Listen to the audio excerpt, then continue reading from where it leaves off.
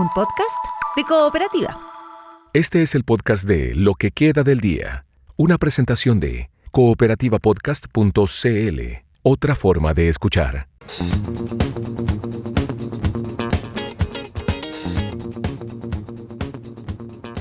Hola, soy Paula Molina, este es un nuevo episodio del podcast Lo que queda del día. Está Luis Devia en las grabaciones.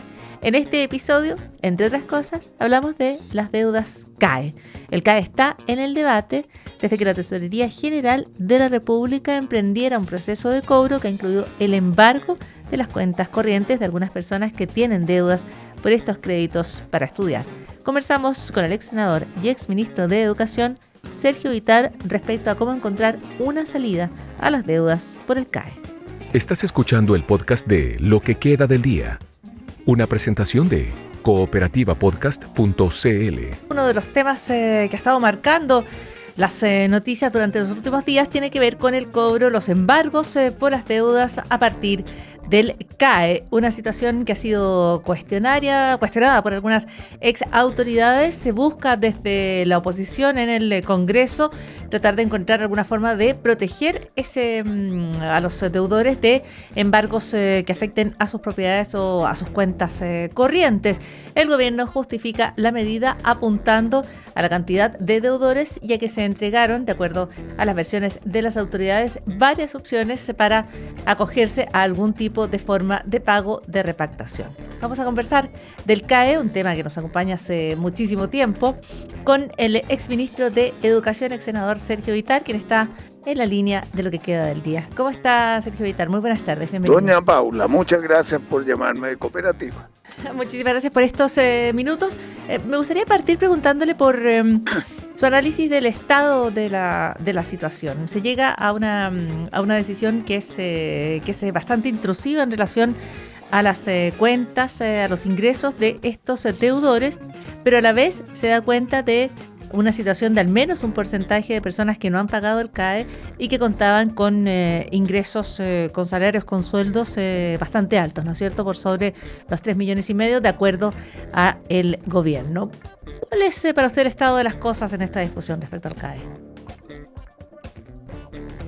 Bueno, la primera aproximación aparece sensata, porque yo también supe de gente muy importante que ganaba mucho y que no ha pagado. Entonces, lógico, porque ese dinero sirve para financiar a otros estudiantes. Y fue el espíritu originario, cuando no había plata del fisco para todos, bueno, dar el aval y reemplazar a los papás y a la familia. La historia así lo demuestran, que eso ha permitido expandir de una manera impresionante, Chile tal vez uno de los récords, la educación superior para gente que no tenía cómo entrar. Ahora, ¿cómo pagar después de haber estudiado? Ahí viene el problema que se ha acumulado.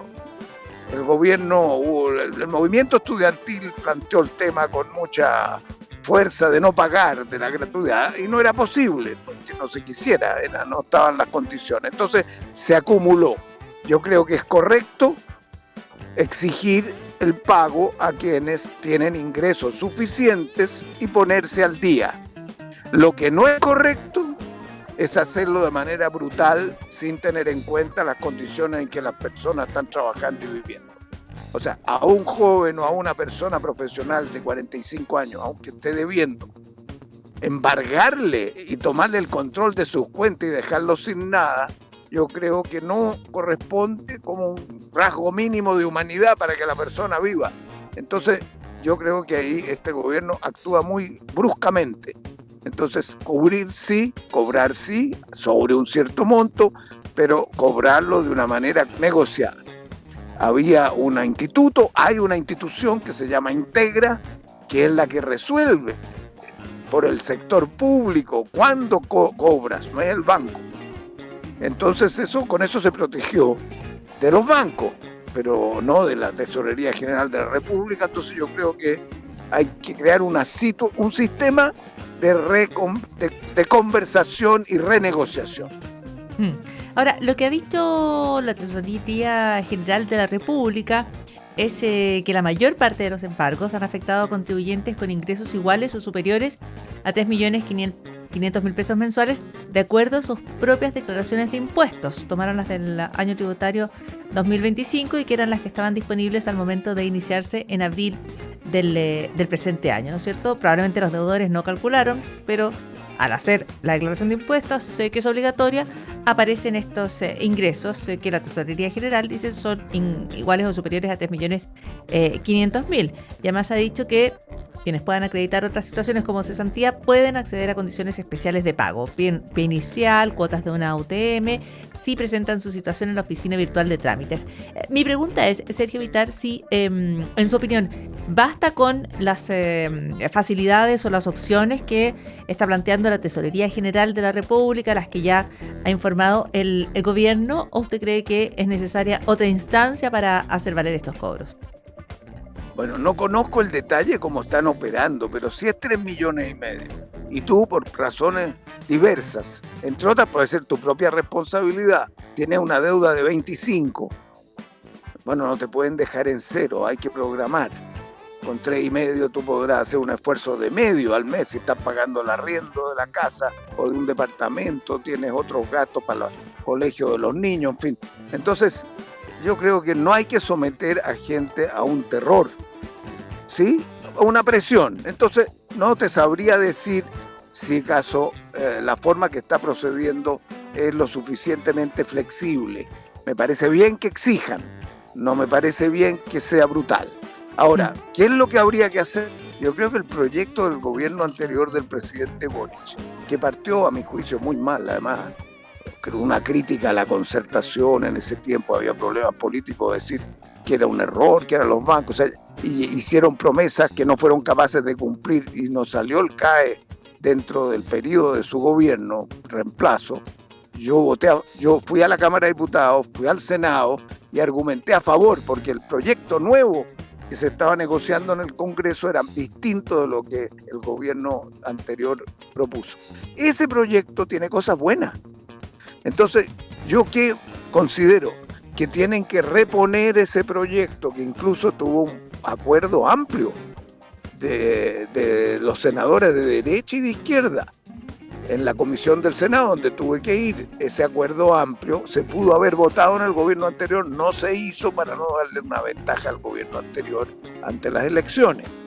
Ese proyecto, si saco la política de en medio, tiene un sistema de condonación parcial para la gente que tomó CAE en el año del primer gobierno de la presidenta Bachelet y del primer gobierno del presidente Piñera, del 2006 al 2014, y son deudas impagas. Yo creo que esas deudas impagas tienen que condonarse, porque son falsas de guardarlas como un activo del gobierno. Y los jóvenes que tienen esa deuda, ningún banco les da nada, o sea, no pueden impulsar ningún negocio nuevo, ninguna actividad nueva. Eso estaba en el proyecto nuevo. Segundo, de ahí para adelante había un sistema que cobra la Tesorería General de República e impuestos internos, según tu ingreso, te determinaba un monto y te obligaba a pagar 8%, y eso me pareció que era una mejor solución que la que tenemos ahora. Entonces, ¿yo qué propongo? Que creo que el gobierno debiera considerar retomar lo que estaba acordado del proyecto del gobierno anterior que sustituye al CAE por el FES.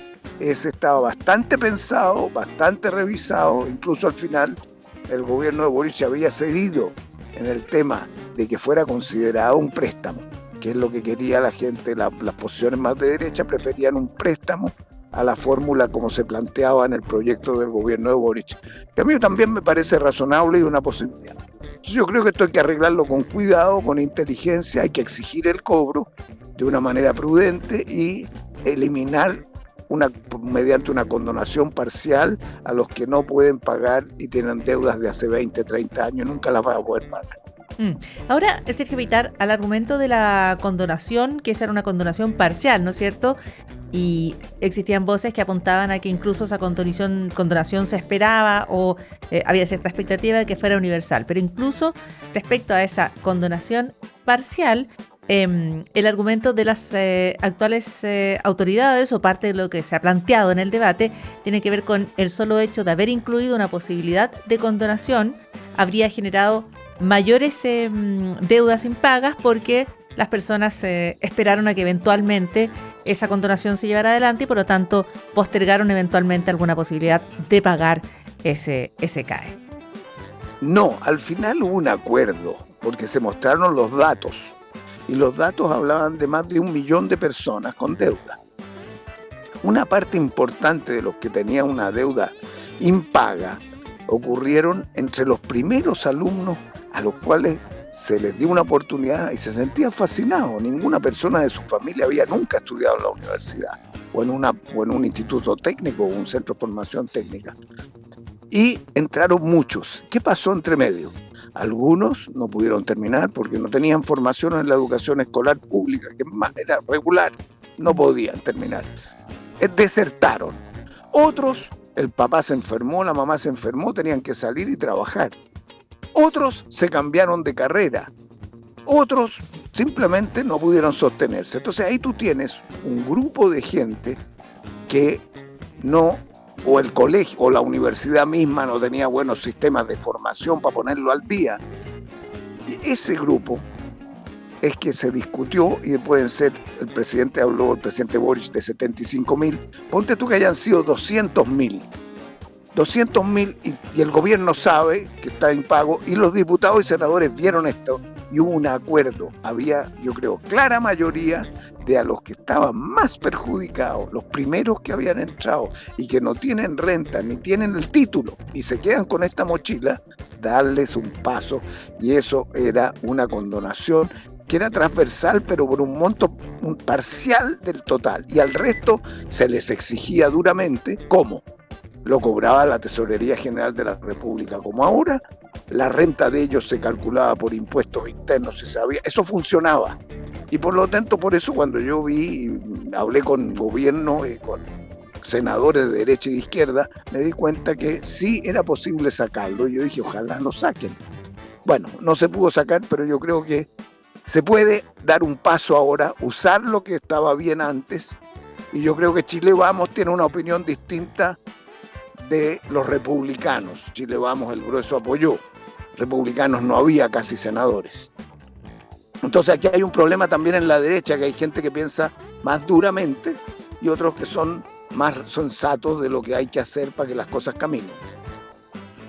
En su opinión, Sergio Vittar, una última pregunta, ¿no va a bastar entonces con las condiciones que vaya adaptando eventualmente la Tesorería General de la República para quienes deben el crédito con aval del Estado? ¿No va a ser suficiente con aquello si no hay un acuerdo, un proyecto más grande tipo FES para resolver este tema? Eso es lo que yo recomendaría. O sea, yo sé que si la Tesorería General de la República sigue con lo que está haciendo, va a recuperar, como ha recuperado, una cantidad de dinero de los que pueden pedir un crédito y terminar de pagar, pero yo creo que esos no son más del 20% de la gente que debe. Y entonces tú ahí va a terminar tu procesación de succión de recursos, y el resto, ¿qué va a hacer con ellos? Va a haber generado mucha crisis en muchos grupos, muchas personas. Entonces, para evitar aquello, hay que tenerle un sistema en que tienen que pagar, pero que puedan pagar, y eso negociarlo. Pero para dar una solución más definitiva, porque nosotros vamos a tener que seguir dando créditos. O sea, están entrando 1.200.000 alumnos hay en el sistema hoy día, y prácticamente entran 250.000 o 300.000 cada año. Ellos no, la mayoría tienen gratuidad, pero queda un grupo que no la tiene. Ese grupo que no la tiene no puede pagar todo lo que le cobran, porque eso han subido mucho. Entonces el resto lo tienen que pedir un crédito, y ese crédito lo vamos a tener que seguir dando. Entonces tú tienes que tener una fórmula de dar el crédito que sea cobrable, porque hay que pagar, y que sea razonable, y el proyecto de ley resuelve ese problema. Yo creo que seguir con lo mismo va a topar en un tiempo más. Yo creo que entre medio hay que poner en marcha una revisión del último proyecto para aprobarlo. Muy bien. Sergio Vittar, muchísimas gracias por los minutos con lo que queda del día. Muchas gracias a ustedes. Muy buenas tardes. Senador, ex ministro de Educación, Sergio Vittar, en la entrevista.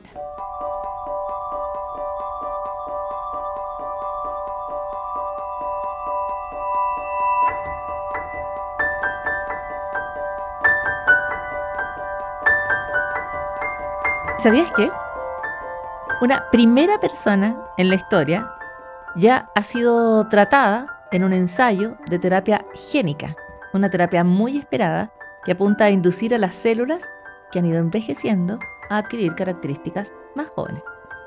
El ensayo clínico está apuntando a una técnica innovadora que consiste en activar 3 genes capaces de reprogramar parcialmente las células ya mayores, haciéndolas que actúen como si fueran jóvenes de nuevo.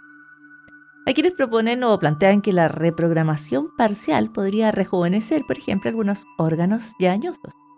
El ensayo va a probar si activando estos 3 genes, además, se puede tratar algunas enfermedades, en este caso en particular, una forma de glaucoma. Se espera que las proteínas que codifiquen estos genes permitan regenerar las neuronas del nervio óptico que conecta el ojo con el cerebro y que se dañan en las personas con glaucoma. Estas neuronas normalmente no son capaces de regenerarse y probarán si esta vez se puede. Hay mucho en juego. Se va a poner a prueba la seguridad de este enfoque que se llama de reprogramación. Se va a ver el potencial para utilizar de forma segura en humanos y de todas maneras se va a observar si efectivamente o de alguna manera se puede lograr que las células que van envejeciendo con el tiempo se rejuvenezcan en las personas.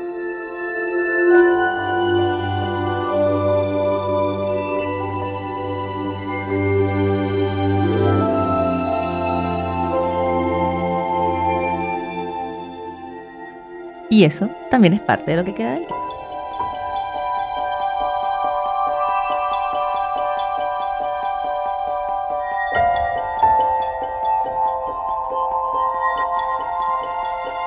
Aquí termina el podcast de Lo que queda del día. Lo escuchas en vivo de lunes a viernes desde las 5 de la tarde en Radio Cooperativa y todos los días en cooperativapodcast.cl.